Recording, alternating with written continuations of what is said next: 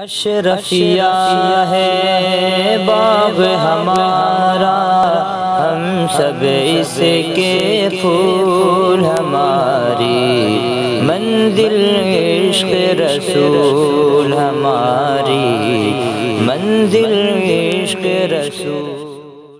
السلام علیکم ورحمۃ اللہ وبرکاتہ۔ بسم اللہ الرحمن الرحیم۔ باب الاعتصام بالکتاب والسنہ۔ آج صفحہ نمبر 27 پر یہ باب ہے، باب الاعتصام بالکتاب والسنہ۔ اعتصام کا معنی ہوتا ہے کسی شے کو مضبوطی سے پکڑنا۔ یہاں کتاب اور سنت کا ذکر ہے۔ کتاب سے مراد قرآن کریم ہے اور سنت سے مراد نبی کریم صلی اللہ تعالی علیہ وسلم کے اقوال، افعال، احوال جنہیں شریعت کہا جاتا ہے، یہ سب مراد ہے۔ تو باب الاعتصام بالکتاب والسنہ کا مطلب ہوا قرآن کریم اور احادیث نبویہ کو مضبوطی سے اختیار کرنا، مضبوطی سے تھامنا۔ اس باب میں اسی سے متعلق احادیث نقل کی جا رہی ہیں۔ یہ اس باب کی پہلی فصل ہے۔ الفصل الاول عن عائشہ رضی اللہ عنہا قالت قال رسول اللہ صلی اللہ علیہ وسلم من احدث فی امرنا هذا ما لیس منہ فہو رد۔ ام المومنین حضرت عائشہ رضی اللہ تعالی عنہا سے روایت ہے، انہوں نے فرمایا اللہ کے رسول صلی اللہ علیہ وسلم نے ارشاد فرمایا، جس نے ہمارے اس امر میں کوئی نئی چیز پیدا کی جو اس امر سے نہیں ہے۔ اس امر سے مراد امر دین، یعنی جس نے ہمارے امر دین میں کوئی نئی چیز پیدا کی جو دین سے نہیں ہے، فہو رد، تو وہ نئی چیز اس پیدا کرنے والے پر مردود ہے، رد کر دی جاتی ہے۔ متفق علیہ، یہ حدیث متفق علیہ۔ اس سے سمجھ میں آتا ہے کہ جو بھی نئی چیز کتاب و سنت کے خلاف ہو، کتاب و سنت میں اس کی کوئی اصل نہ ہو، وہ مردود ہے۔ لیکن اگر کتاب و سنت میں اس کی اصل موجود ہو، وہ اس کے مخالف نہ ہو بلکہ موافق ہو، تو وہ نئی چیز مردود نہیں ہے۔ اس لیے کہ اس میں صاف صاف ہے ما لیسا منہ، یعنی وہ نئی چیز مردود ہے جو امر دین سے نہیں ہے، یعنی اس کے خلاف۔ اس کی آگے اور شرح بھی آ جائے گی۔ وعن جابر رضی اللہ عنہ قال، اور حضرت جابر رضی اللہ تعالی عنہ سے روایت، انہوں نے فرمایا قال رسول اللہ صلی اللہ علیہ وسلم، اللہ کے رسول صلی اللہ علیہ وسلم نے ارشاد فرمایا، اما بعد، یعنی حمد و صلات کے بعد، وَإِنَّ خَيْرَ الْحَدِيثِ كِتَابُ اللَّهِ، یقیناً سب سے بہتر کلام، حدیث جس کے ساتھ کیا ہے بات کی جائے، جس کا کلام کیا جائے، جسے زبان پر لایا جائے، فَإِنَّ خَيْرَ الْحَدِيثِ، تو سب سے بہتر کلام کتاب اللہ، اللہ کی کتاب ہے، کلام الہی۔ وَخَيْرَ الْحَدِيِ حَدِيُ مُحَمَّدٍ صلی اللہ علیہ وسلم، الحدی کا معنی ہوتا ہے سیرت، اور بہتر سیرت محمد الرسول اللہ صلی اللہ علیہ وسلم کی سیرت۔ وَشَرُّ الْأُمُورِ مُحْدَثَاتُهَا، یعنی شر کے رفع کے ساتھ یہ مبتدا ہو اور محدثات یہ خبر ہو، اور یہ بھی ہو سکتا ہے کہ اسے پڑھا جائے وشر الامور، اور ما قبل پر ہو، یعنی فإنا خیر الحدیث ادھر ہے، پھر خیر الحدی ہے، پھر شر الامور. تو انا کا اسم ہونے کی وجہ سے عطف کے ذات یہ منصوب ہو. تو آپ شرع بھی پڑھ سکتے ہیں اور شر بھی پڑھ سکتے ہیں. وشر الامور محدثاتها، اور امور میں سب سے برے وہ امور ہیں جو نئے گڑھے گئے ہیں، نئے پیدا کیے گئے ہیں، چاہے وہ اعتقادی ہوں یا قولی ہوں یا فعلی.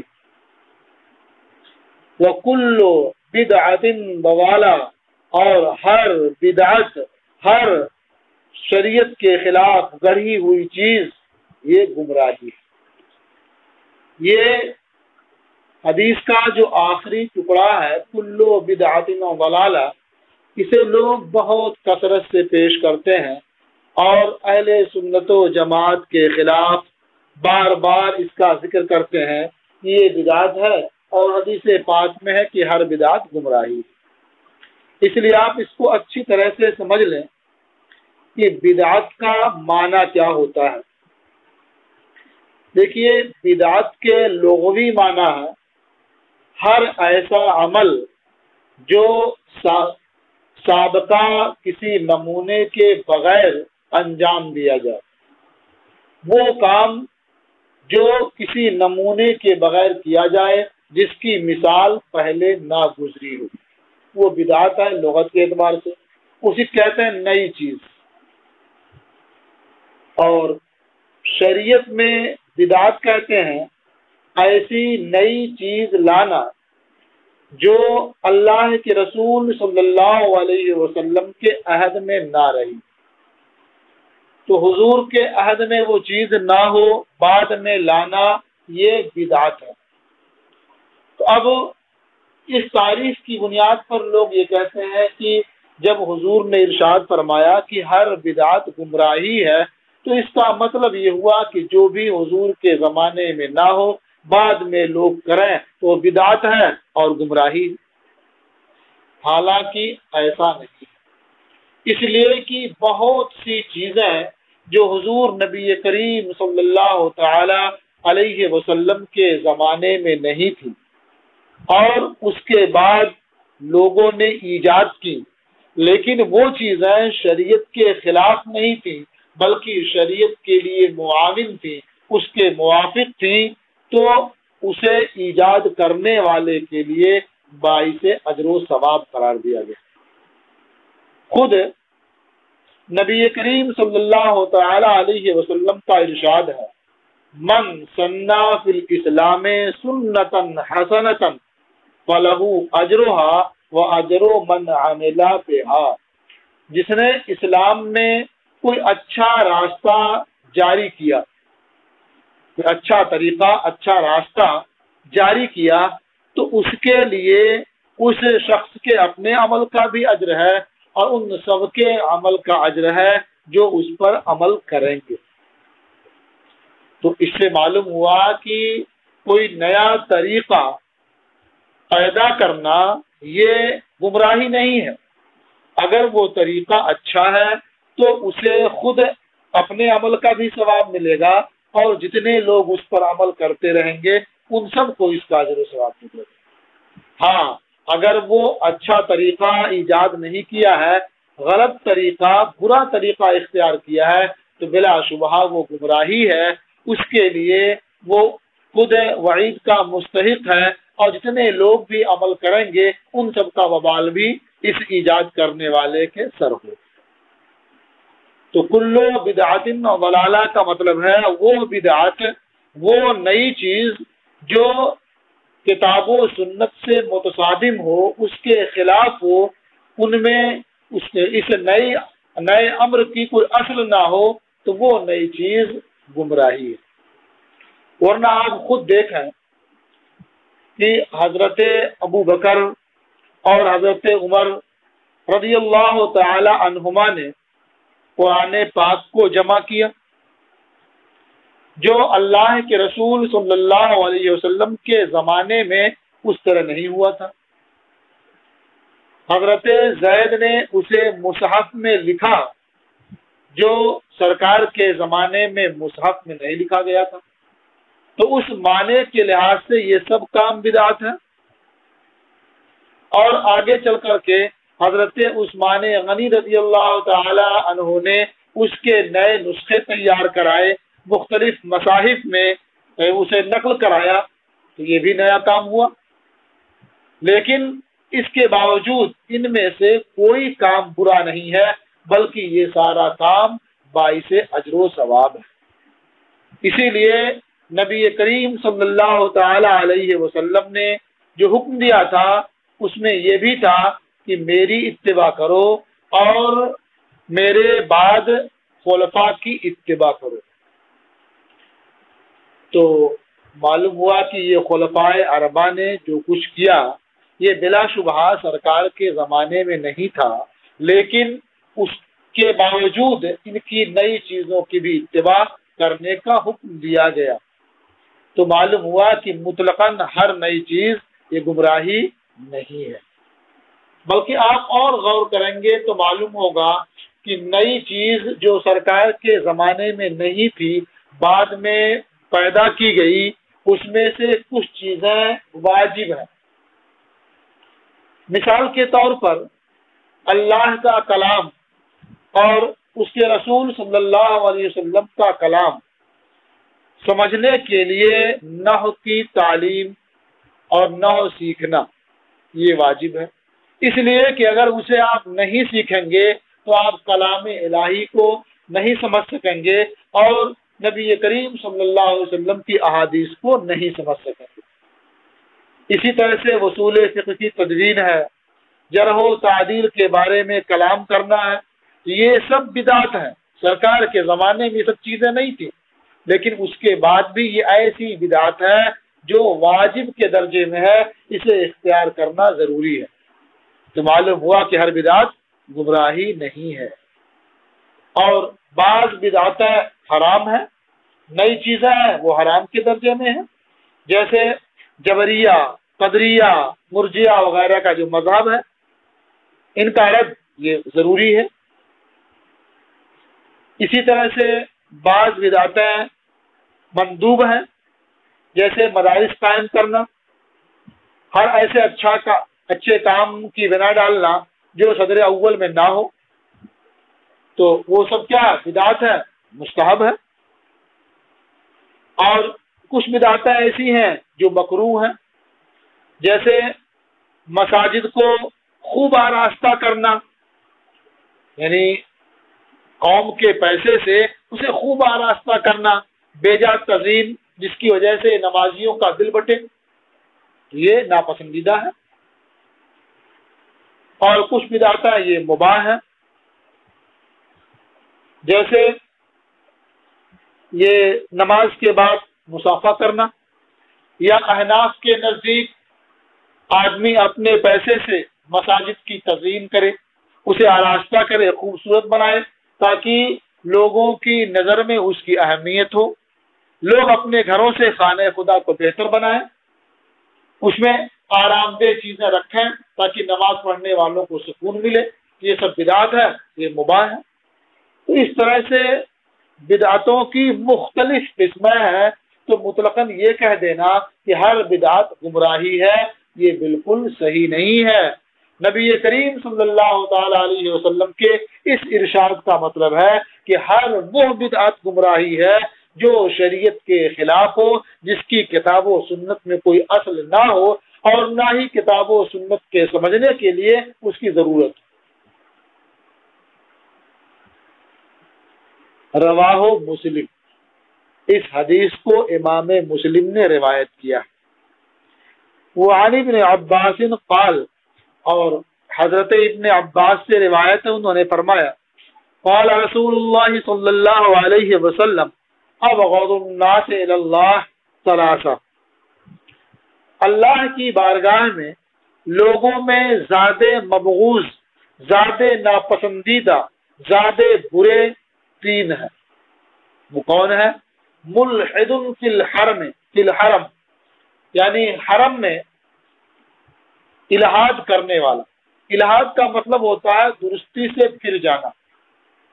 الحاد کو بے دینی کو بھی الحاد کہا جاتا ہے، اس لیے کہ جو دین ایک درست مذہب ہے اس سے آدمی پھر جائے تو وہ ملحد ہے، بے دین ہے، درستی سے پھر جانے والا۔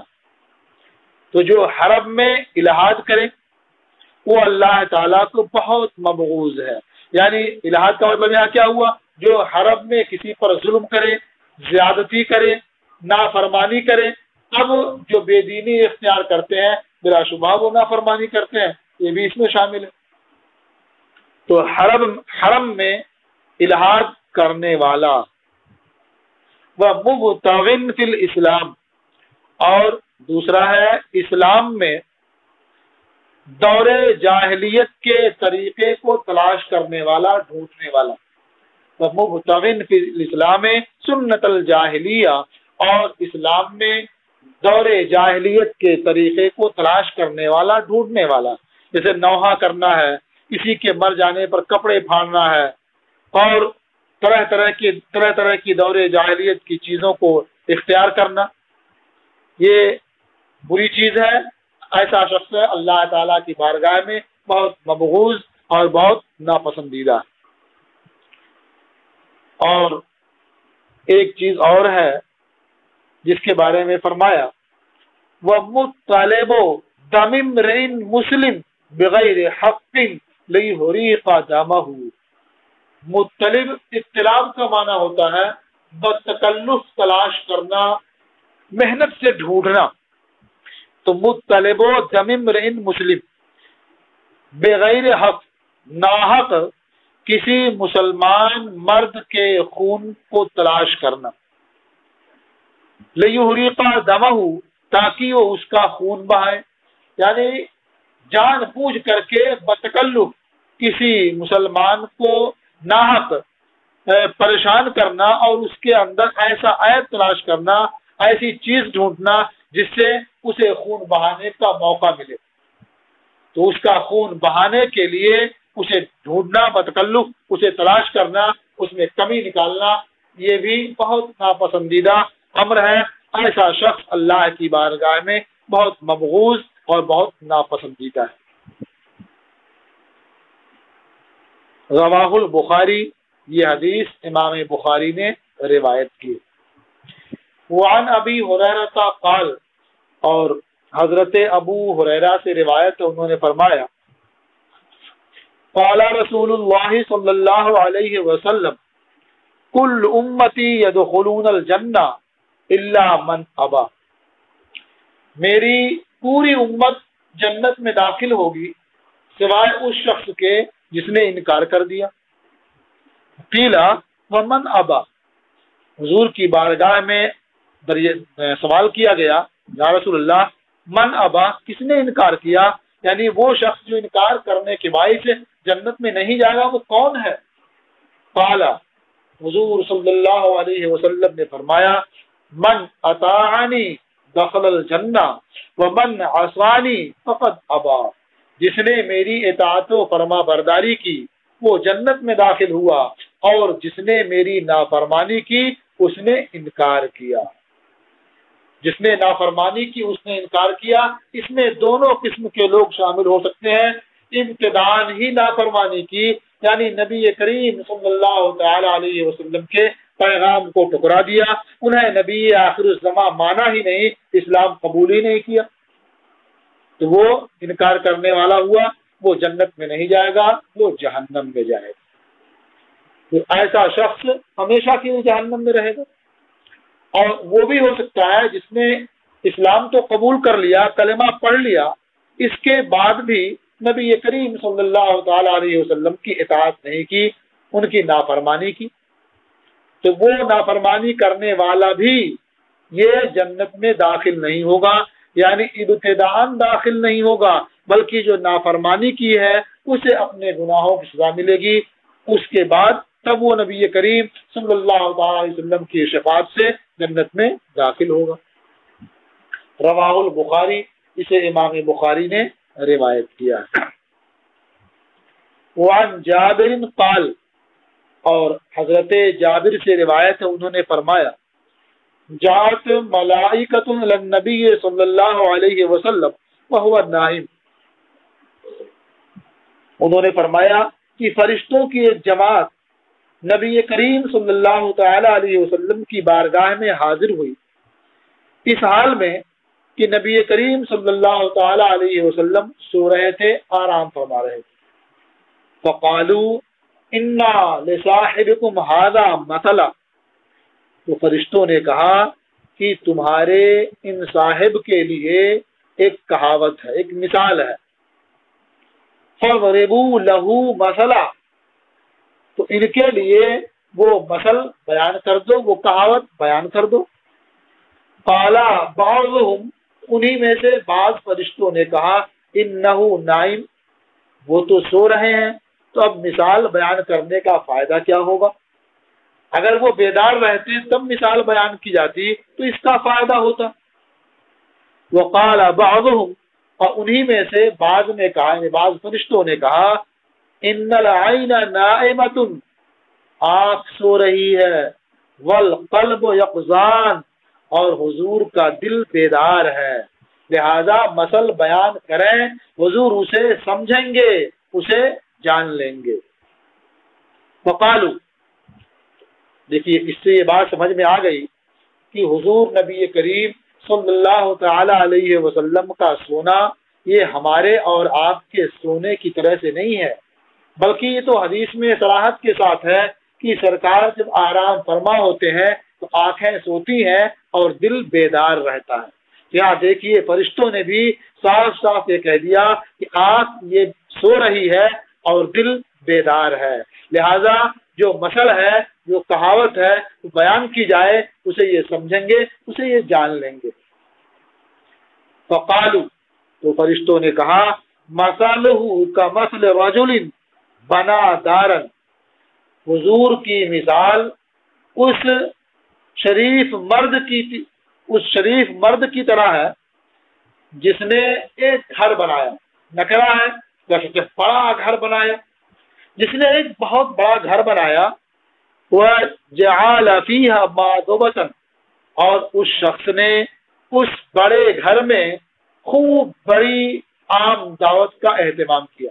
مادبہ کہتے ہیں عام دعوت کو، اور یہ نکرا ہے تو کہہ سکتے ہیں بہت بڑی دعوت تھی، تو بہت بڑا گھر بنایا اور اس گھر میں بہت بڑی دعوت کا انتظام کیا، اہتمام کیا۔ وبعث داعیا، اور ایک داعی کو بھیجا، ایک بلانے والے کو بھیجا کہ جاؤ سب کو بلا کر کے لے آؤ، اور وہ لوگ یہاں آئیں، بیٹھیں اور اطمینان سے کھانا کھائیں۔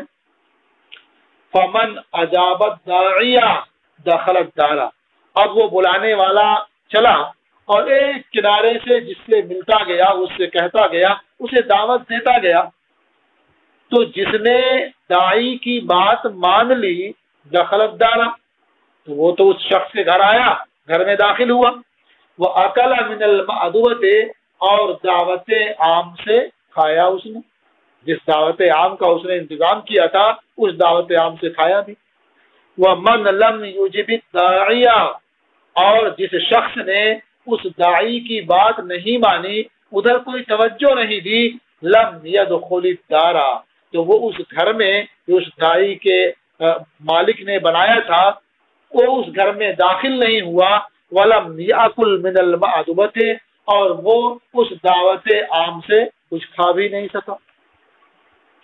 فقالوا اوغلوها له یفقهها، تو بعض فرشتوں نے کہا کہ اس حکایت کی جو مثال بیان کی گئی ہے، اس حکایت کی تفسیر کر دیجئے، توضیح کر دیجئے حضور کے لیے، یفقهها، کہ حضور اسے خوب سمجھ جائیں، یعنی کوئی شبہ اس میں نہ رہے، اسے خوب اچھی طرح سے سمجھ جائیں۔ قال بعضهم، ان میں بعض فرشتوں نے کہا پھر وہی بات، انہ نائم، کہ وہ تو سو رہے ہیں، تو بہت تفصیل کرنے کا فائدہ کیا ہوگا۔ وقال بعضهم ان العین نائمۃ والقلب یقظان، اور بعض نے کہا کہ آنکھ سو رہی ہے اور دل بیدار ہے، لہذا تفصیل کرو، اس کا پورا پورا فائدہ ہوگا۔ فقالوا، تو انہوں نے فرمایا الدار الجنت، یعنی جو گھر کہا گیا ہے یہ جنت ہے۔ گویا اللہ رب العزت نے ایک بہت بڑا گھر بنایا، یعنی بہت بڑی جنت بنائی۔ جنت کیا ہے؟ کوئی گھر ہے۔ اور پھر اللہ تبارک و تعالی نے داعی کو بھیجا، یعنی جنت میں آنے کے لیے، اس کی طرف پہنچنے کے لیے ایک داعی کو بھیجا جو انہیں پہنچنے کا راستہ بتائے اور اللہ تعالی کی جانب سے دعوت دے۔ تو داعی یہ نبی کریم صلی اللہ تعالی علیہ وسلم۔ فقالوا الدار والجنہ، گھر جنت ہے، اور داعی بلانے والے وہ محمد الرسول اللہ صلی اللہ علیہ وسلم ہے۔ فمن اطاع محمدا فقد اطاع اللہ، تو جس نے محمد صلی اللہ علیہ وسلم کی اطاعت و فرما برداری کی، اس نے اللہ کی اطاعت کی، اس نے اللہ کی بات مان لی، کیونکہ نبی جو کچھ بھی کہہ رہے ہیں وہ اللہ کے حکم سے کہہ رہے ہیں۔ ومن عصى محمدا فقد عصى اللہ، اور جس نے محمد صلی اللہ علیہ وسلم کی نافرمانی کی تو اس نے اللہ کی نافرمانی کی۔ ومحمد فرق بین الناس، اور محمد صلی اللہ علیہ وسلم لوگوں کے درمیان فرق کرنے والے ہیں، یعنی کون مومن ہے کون کافر ہے، ان کی ذات کے ذریعہ فرق ہو جائے گا۔ جو ان کی بات مانے گا وہ مومن ہوگا، اور جو نہیں مانے گا وہ کافر ہوگا۔ جو ان پر ایمان لائے گا وہ مومن ہوگا، جو ایمان نہیں لائے گا وہ کافر ہوگا۔ اب جو ایمان لائے گا، ان کی بات مانے گا، وہ جنت میں جائے گا اور اس کی نعمتوں سے لطف اندوز ہوگا، اور جو ان کی بات نہیں مانے گا، ایمان نہیں لائے گا، وہ جنت میں نہیں جائے گا اور جنت کی نعمتوں سے لطف اندوز نہیں ہوگا۔ رواہ البخاری، اس حدیث کو امام بخاری نے روایت کیا ہے۔ وعن انس قال، اور حضرت انس سے روایت ہے، انہوں نے فرمایا جاء ثلاثۃ رہط الی ازواج النبی صلی اللہ علیہ وسلم یسألون عن عبادت النبی صلی اللہ علیہ وسلم۔ رہط یہ ہا کے سکون کے ساتھ بھی ہے اور ہا کے فتح کے ساتھ بھی، رہط اور رہط۔ رہط کا معنی ہوتا ہے 3 سے 10 تک کا گروہ، 3 سے 10 تک کی جماعت جس میں کوئی عورت نہ ہو، اسے رہط کہتے ہیں۔ یہاں مراد جماعت نہیں ہے بلکہ 3 افراد مراد ہیں۔ وہ افراد کون تھے؟ تو بعض روایتوں میں ہے کہ وہ علی، عثمان ابن مظعون اور عبداللہ ابن رواحہ تھے، اور بعض حواشی میں یہ بھی ہے کہ عبداللہ ابن رواحہ کے بدلے مقداد کا نام ذکر کیا گیا۔ تو اس طرح سے کہہ سکتے ہیں کہ یہاں 3 افراد مراد ہیں۔ اب وہ 3 افراد، ان 3 افراد میں مقداد شامل تھے یا عبداللہ ابن رواحہ، ان دونوں میں سے ایک تھے، اور باقی ایک حضرت علی تھے اور ایک حضرت عثمان ابن مظعون تھے۔ تو حضرت انس رضی اللہ تعالی عنہ سے مروی ہے، انہوں نے فرمایا کہ نبی کریم صلی اللہ تعالی علیہ وسلم کی ازواج کے پاس 3 افراد آئے، یسألون عن عبادت النبی صلی اللہ علیہ وسلم، وہ نبی کریم صلی اللہ تعالی علیہ وسلم کی عبادت کے بارے میں دریافت کر رہے ہیں۔ فلما اخبروا بها، تو جب انہیں نبی کریم صلی اللہ تعالی علیہ وسلم کی عبادت کے بارے میں بتایا گیا، کأنہم تقالوها، تو ایسا لگا کہ انہوں نے حضور کی عبادت کو کم خیال کیا، کم سمجھا۔ فقالو، تو بولے این نحن من النبی صلی اللہ علیہ وسلم، ہم نبی کریم صلی اللہ تعالی علیہ وسلم کے مقابلے میں کہاں؟ حضور کی شان تو بہت ارفع و اعلیٰ ہے، بہت بلند و بالا ہے، ہم ان کا مقابلہ نہیں کر سکتے۔ حضور کی شان تو یہ ہے کہ وقد غفر اللہ ما تقدم من ذنبہ وما تأخر، کہ اللہ جل شانہ نے ان کی اگلی پچھلی لغزشوں کو معاف فرما دیا ہے۔ تو اگر وہ کم عبادت کریں تو کوئی بات نہیں ہے، لیکن ہم کم عبادت کریں تو ہمارے لیے بہت نقصان ہوگا. تو ہم حضور کے مقابلے میں کہا. فقال احدهم، ان تینوں میں سے ایک نے کہا، اما انا فاصلی اللیل ابدا، میں تو ہمیشہ رات کو نماز پڑھوں گا، یعنی ہمیشہ پوری رات میں نماز پڑھوں گا. وقال الاخر انا اصوم النہار ابدا، دوسرے نے کہا میں ہمیشہ دن کو روزے رکھوں گا، ولا افطر، اور کسی دن ناغا نہیں کروں گا، کسی دن افطار نہیں کروں گا، یعنی ایام منہیہ چھوڑ کر کے. وقال الاخر، اور تیسرے نے کہا انا اعتزل النساء، میں عورتوں سے علیحدہ رہوں گا، فلا اتزوج ابدا، تو میں کبھی شادی نہیں کروں گا، کبھی نکاح نہیں کروں گا. فجاء النبی صلی اللہ علیہ وسلم الیہ، تو نبی کریم صلی اللہ تعالی علیہ وسلم ان کے پاس تشریف لائے. فقال، تو ارشاد فرمایا، انتم الذین قلتم کذا وکذا، تم ہی ہو جنہوں نے ایسی ایسی بات کہی ہے. اما واللہ انی لاخشاکم للہ، سنو بخدا یقیناً میں تم سب سے زیادہ اللہ کی خشیت رکھنے والا ہوں. واتقاکم لہو، اور تم میں سب سے زیادہ پرہیزگار ہوں. لاکنی اصوم و افطر، لیکن ان سب کے باوجود میں روزہ رکھتا ہوں اور افطار بھی کرتا ہوں. یعنی ایک دن روزہ رکھتا ہوں تو ایک دن روزہ نہیں بھی رکھتا ہوں، ناغا کرتا ہوں، فصل کرتا ہوں، فرق رکھتا ہوں. وأصلی وأرقد، اور میں نماز پڑھتا ہوں رات کو اور سوتا بھی ہوں. وأتزوج النساء، اور عورتوں سے شادی کرتا ہوں، نکاح کرتا ہوں. فمن رغب عن سنتی فلیس منی، تو جو میری سنت سے اعراض کرے، یعنی میرے اس طریقے کو ہلکا جانے اور دنیا سے بے رغبتی کرتے ہوئے اس میرے طریقے سے اعراض کرے تو وہ مجھ سے نہیں ہے، یعنی میرے پیروکاروں میں سے نہیں ہے. میرے پیروکار، میرے متبین تو وہ ہیں جو میرے طریقے کو اختیار کرتے ہیں، میری سنت کو اپناتے ہیں. متفق علیہ، یہ حدیث متفق علیہ ہے. وعن عائشہ قالت، اور حضرت عائشہ صدیقہ رضی اللہ تعالی عنہا سے روایت ہے، فرمایا صنع رسول اللہ صلی اللہ علیہ وسلم شیئا، اللہ کے رسول صلی اللہ علیہ وسلم نے ایک عمل کیا. فرخص فیہ، تو حضور نے اس عمل میں لوگوں کو رخصت دی، آسانی فراہم فرمائی، رخصت پر عمل کیا.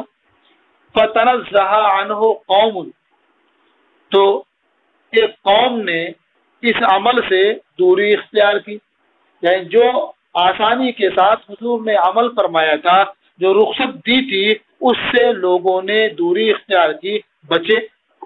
فبلغ ذالک رسول اللہ صلی اللہ علیہ وسلم، تو یہ خبر اللہ کے رسول صلی اللہ علیہ وسلم تک پہنچی.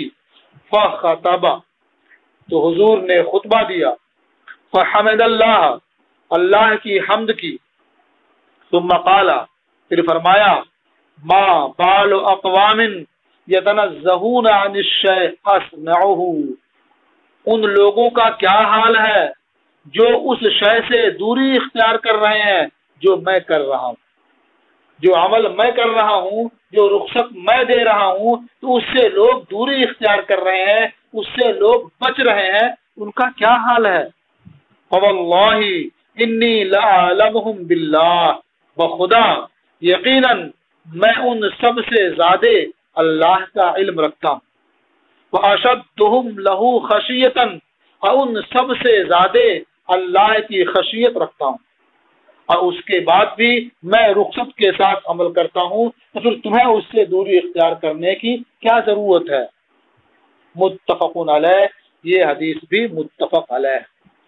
تو اس سے سمجھ میں آیا کہ بندہ اگر رخصت پر عمل کرتا ہے تو اس میں بھی اللہ تعالیٰ اور اس کے محبوب صلی اللہ علیہ وسلم کی رضا ہے، خوشنودی ہے کہ انہوں نے بندوں کے حق میں رعایت کی اور انہیں آسانی فراہم فرمائی۔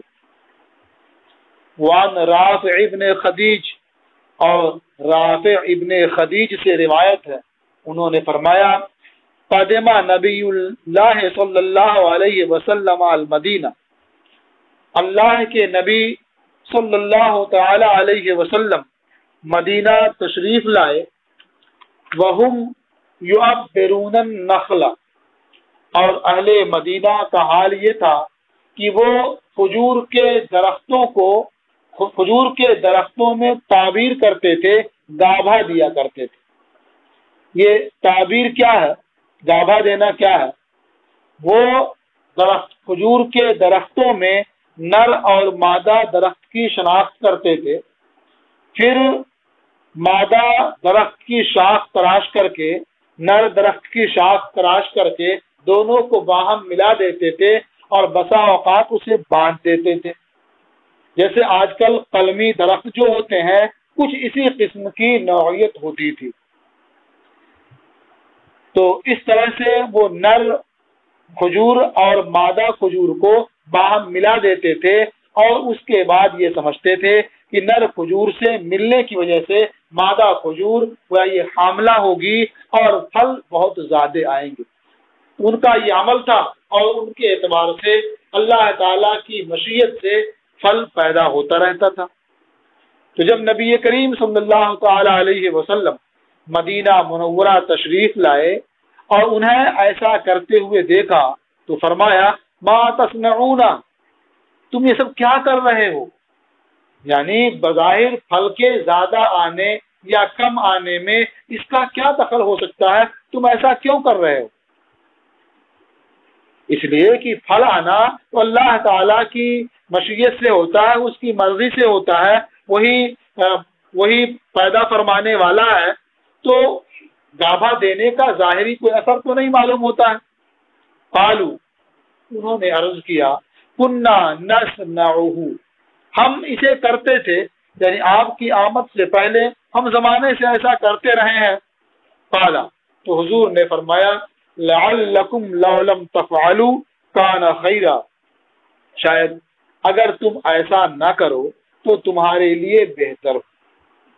آپ نے صاف صاف منع نہیں کیا، حکم نہیں دیا، بلکہ یہ کہا کہ اگر تم ایسا نہ کرو تو تمہارے لیے شاید بہتر ہو، اس لیے کہ تم یہ گابھا دینے پر بھروسہ کر رہے ہو، ظاہری سبب پر تمہاری نظر ہے، اور تم توکل کی منزل میں آؤ اور اللہ تعالیٰ کی ذات پر بھروسہ کرو تو تمہارے لیے بہتر ہوگا، اور انشاءاللہ پھل بھی اس سے زیادہ آئیں گے۔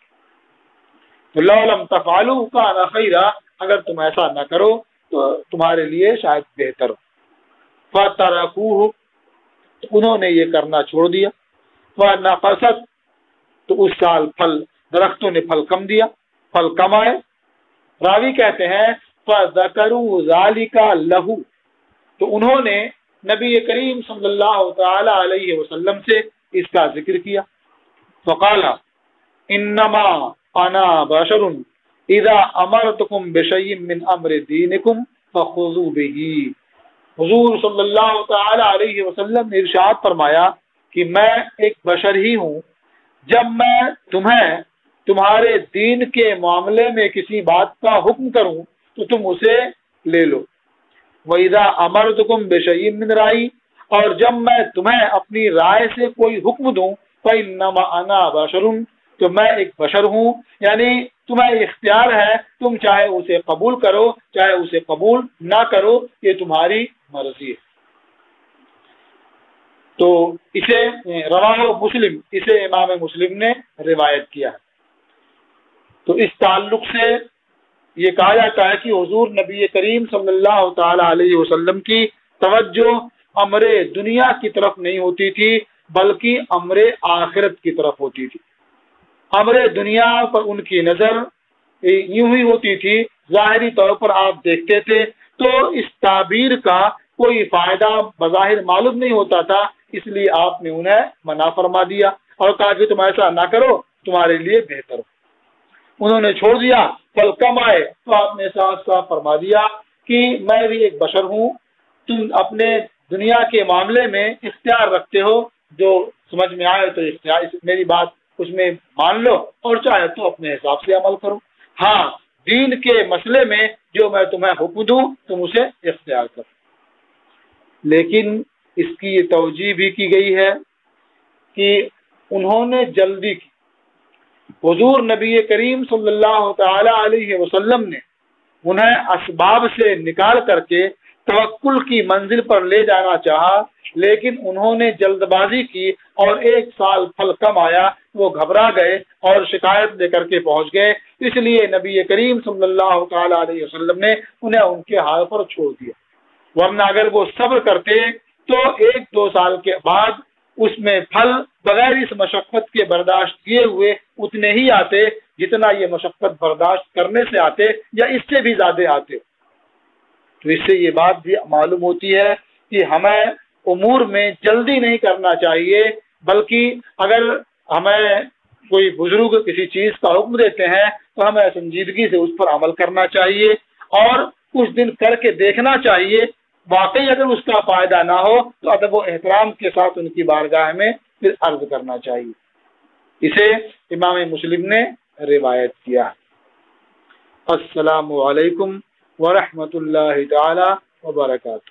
اشرفیہ ہے باغ ہمارا، ہم سب اس کے پھول، ہماری منزل عشق رسول ہمارا۔